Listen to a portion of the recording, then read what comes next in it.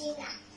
কুকারে কইলাম দুধ দক্ষিণে বাপ, কুকা আমারে কইলো দুধ হইল দেশের অধিকার, মায়ের অধিকার, দেশটাকে স্বাধীন করতে হবে, দেশটাকে ছিনিয়ে আনতে হবে।